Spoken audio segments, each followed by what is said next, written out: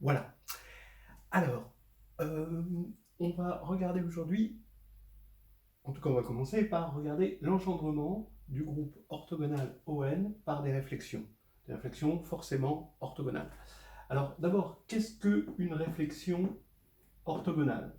Donc une réflexion orthogonale, S, c'est un endomorphisme de l'espace vectoriel E, euclidien, tel que il existe une base orthonormée, on va appeler E surligné, et avec une matrice dans laquelle S s'écrit sous forme d'une matrice, et cette matrice est de la forme 1, 1, 1, il y a n-1, 1, et ici 1, moins 1. Voilà, il faut qu'il existe une base orthonormée comme ça. Alors, c'est un peu pragmatique, on y gagne en efficacité avec cette écriture matricielle, on y perd un peu en canonicité, mais on aurait pu le dire avec des multiplicités géométriques. 1 est de multiplicité géométrique n-1, et moins 1 est de multiplicité géométrique 1. Et dans une base orthonormée, évidemment, hein, ça c'est le côté orthogonal. Voilà. Donc ce qu'on va voir, c'est que donc le théorème qu'on va voir, c'est que si on va donner soit f dans ON, donc ça c'est le groupe des endomorphismes de l'espace vectoriel euclidien E qui laisse stable euh, la forme euclidienne, eh bien si f est dans O de n, alors f peut se décomposer en symétrie orthogonale, c'est de l'engendrement. Voilà, alors on va essayer tout de suite de commencer par alors, grand N. Alors bien sûr, grand N, on peut trouver des majorants. Pour l'instant, on pourra en parler après, mais pour l'instant, je dis rien sur grand N. Hein, mais en tout cas, pour l'instant, on peut le distinguer de petit n. Ici, ce qu'on va essayer de rappeler, des petites choses préliminaires pour la preuve, qui est quand même une preuve simple. D'abord, l'idée clé de la preuve, et ça, c'est une idée très classique dans les engendrements, que ce soit dans le groupe symétrique, ou, hein, parce qu'on a aussi des problèmes d'engendrement dans le groupe symétrique. L'idée clé, c'est la suivante, c'est d'essayer de l'ajout d'un variant. Vous allez voir,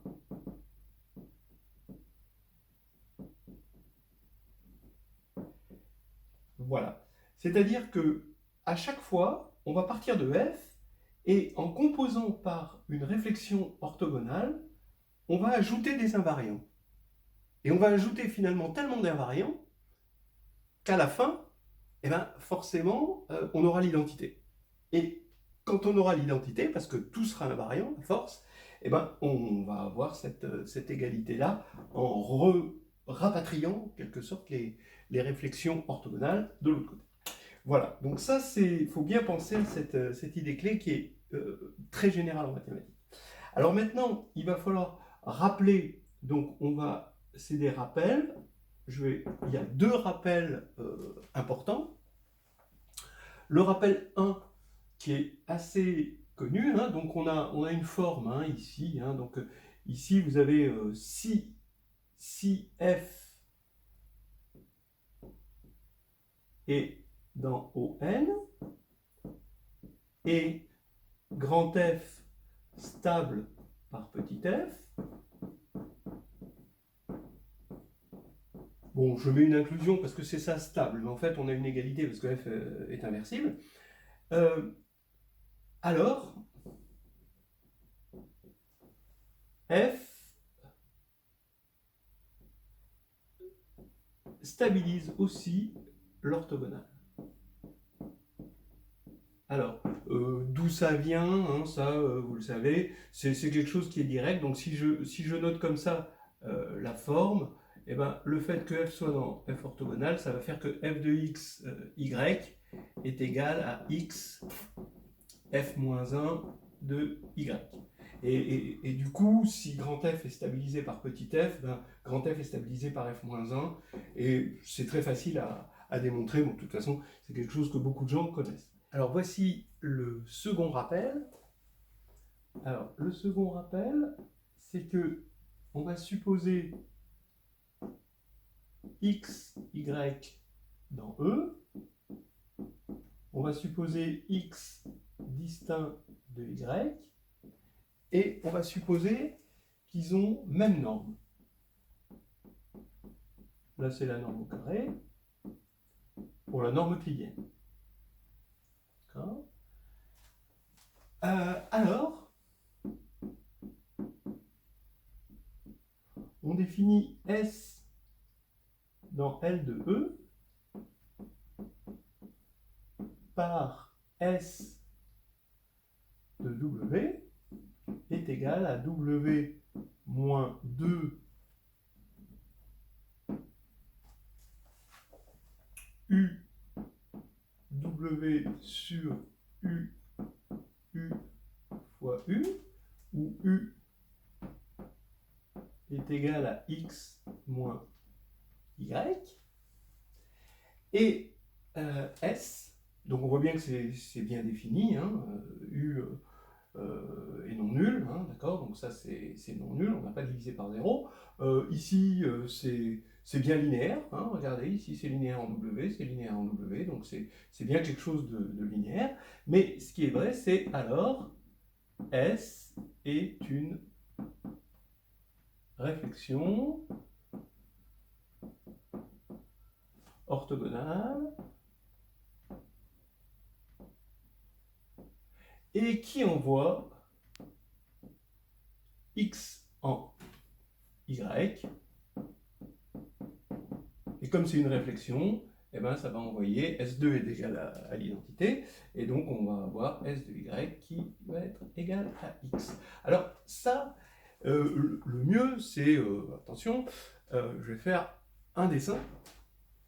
Donc un dessin, c'est-à-dire qu'on va prendre X ici, qui est distinct de Y et qui a même norme.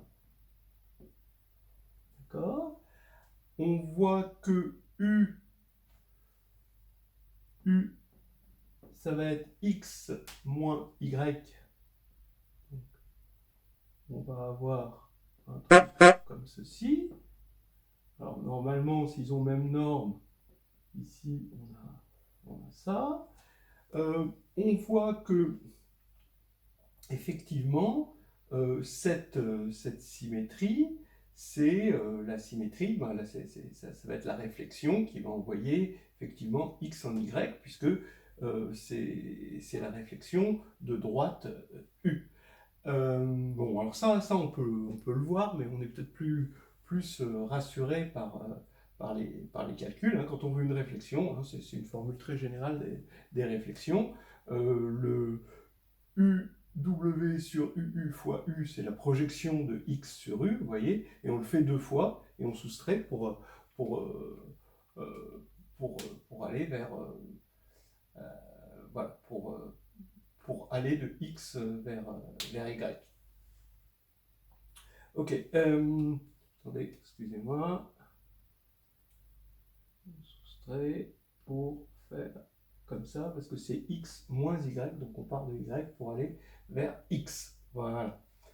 Je vais mettre les flèches clairement, comme ça. Alors, maintenant, qu'est-ce qu'on peut remarquer? Ben, c'est ce qu'on appelle l'identité du losange, hein, c'est-à-dire que quand on va écrire X plus Y et X moins Y, quand on va prendre le produit scalaire, ben, ça fait XX moins YY, c'est une identité remarquable, et ça va faire 0 parce qu'ils ont même norme, donc ça c'est une propriété du losange que tout le monde connaît. Et ce qui va donner d'abord, bon, que S de, quand on va regarder sur X, quand on va faire 2UX sur UU, ben, ça va faire UX plus UX sur UU. Mais là, d'après cette égalité, UX, U c'est X moins Y, donc c'est ça moins Y, donc ici c'est égal à U2, j'ai oublié le 2, non, ben non, puisque je l'ai pris ici, donc ici ça va faire UX moins UY sur UU, et là ça fait UU par linéarité, UU, et ça va faire 1. D'accord? Donc, vous voyez tout de suite, étant donné que ça va faire 1 quand on va remplacer W par X, que S de X va être égal à X moins U, c'est-à-dire X moins Y, et ça va nous faire Y. Alors maintenant, bah, pourquoi c'est une symétrie orthogonale? Bah, bon, ça c'est l'essentiel, hein, et on vérifie. Par exemple que S, donc S sur l'orthogonale de U, c'est l'identité de l'orthogonale de U. Voilà, donc ça c'est évident, hein, puisque ça va être l'identité, puisque c'est sur W, il appartient à l'orthogonale de U, donc ça va simplifier. Et S restreint à RU, bah, c'est moins l'identité de RU.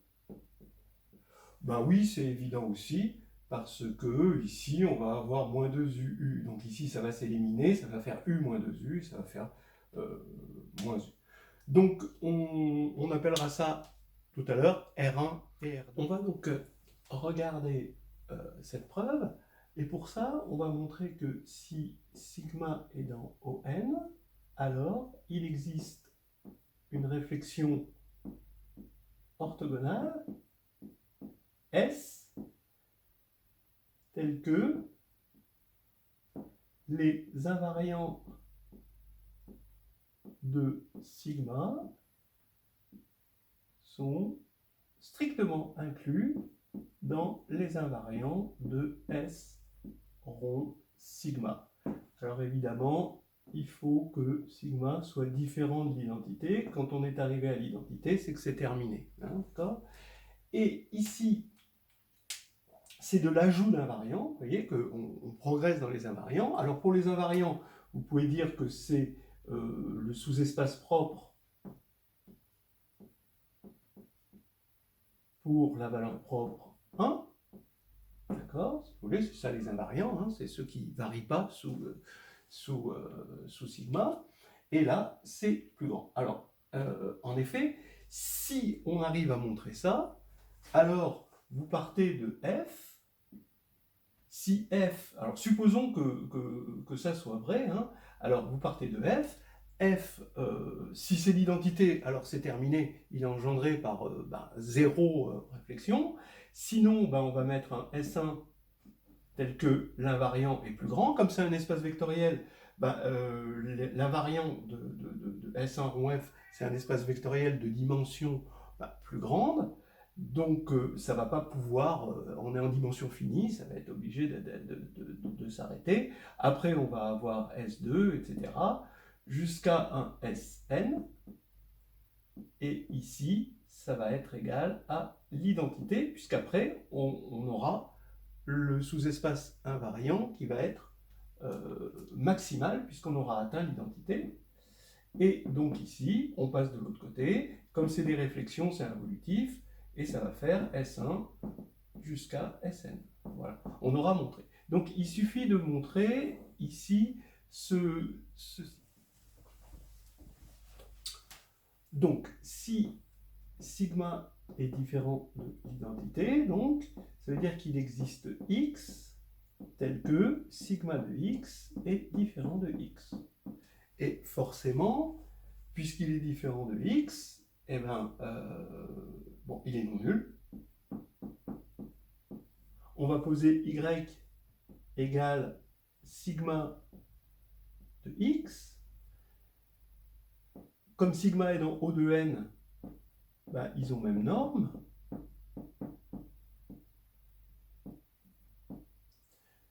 Et x moins y est non nul. On va pouvoir construire donc la réflexion par R2, ce qu'on a appelé R2. On va pouvoir construire la réflexion S rond sigma. Alors, on va montrer donc que les invariants de sigma, c'est inclus dans le R x moins y orthogonal. Alors pour ça, ben, ça vient du fait que quand on va prendre z qui est invariant par sigma, quand on va écrire x, z, comme sigma est orthogonal, ça va faire sigma de x, sigma de z, donc ça va faire y, z, et donc on voit bien que z est orthogonal à x moins y.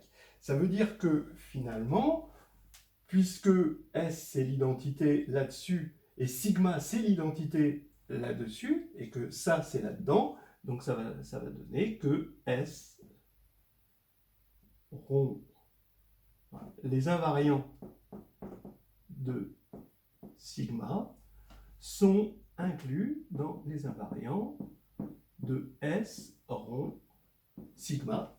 D'accord? Puisque ça, ici, tout invariant ici va être aussi invariant forcément par sigma et par S d'après ça, donc par S rond sigma.